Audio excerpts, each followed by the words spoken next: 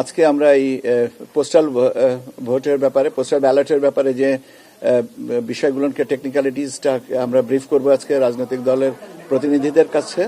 এই জিনিসগুলো তাদেরকে বলেছি। তারা আমাদেরকে মূলত যে দুটো জিনিসের প্রতি বলেছেন যে বাড়তি মানে প্রশ্ন ছিল, সেটা হচ্ছে একটা হচ্ছে মিস ইনফরমেশন, ডিসইনফরমেশন, এই জনের অপতথ্যগুলোকে আমরা কিভাবে হ্যান্ডেল করছি সেটার ব্যাপারে।